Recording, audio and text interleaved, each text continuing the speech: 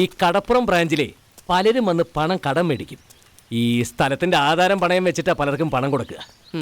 മേടിച്ചോണ്ട് പോകുന്നല്ലാതെ ഒരൊറ്റ രൂപ പോലും തിരിച്ചടക്കില്ല. ഇനിയിപ്പോ നമ്മൾ ചോദിക്കാൻ ചെന്നാലോ, വീടിന് പുറത്തേക്ക് ഇറങ്ങി വരുന്നത് ആരാ? അവിടുത്തെ ആണുങ്ങളല്ലേ?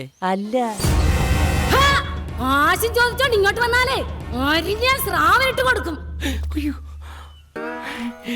ആഹാ, നല്ല സാംസ്കാരിക നിലവാരമുള്ള സ്ത്രീ. കടം മേടിച്ച് മുങ്ങി നടക്കുന്ന ആണുങ്ങളെ എങ്ങനെയെങ്കിലും മുതലാളിയുടെ മുമ്പിൽ നിന്ന് എത്തിച്ചു കൊടുക്കണം. എത്തിച്ചാൽ എന്റെ കടക്കാരെ മുഴുവൻ ഡീൽ ചെയ്തോളാന്ന് മുതലാളി ഏറ്റിരിക്കുക. അതൊരു നല്ല കാര്യം.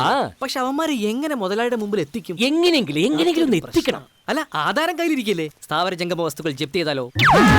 കടം മേടിച്ച കാശും ചോദിച്ചോണ്ട് കടപ്പുറത്തേക്ക് എങ്ങാനും ജപ്തി ചെയ്യാൻ വന്നാലുണ്ടല്ലോ, വന്നവരാരും ജീവനോടെ തിരിച്ചു പോകുകയല്ല. ഇവിടെ ശക്തിയല്ല, ബുദ്ധിയാണ് പ്രയോഗിക്കേണ്ടത്. ഭാഗ്യം, എന്റെ കയ്യിൽ ആവശ്യത്തിൽ കുറച്ച് കൂടുതൽ ഉള്ളതുകൊണ്ട്. എന്ത് ബുദ്ധി? ഓ ഓ ഓ ഒടുക്കം നിനക്കെങ്കിലും ഉപകരിച്ചല്ലോ. നീ എനിക്ക് വേണ്ടി അത്ര വലിയ സാഹസമൊന്നും കാണിക്കണ്ട. എന്താ ചെയ്യേണ്ടതെന്ന് എനിക്കറിയാം.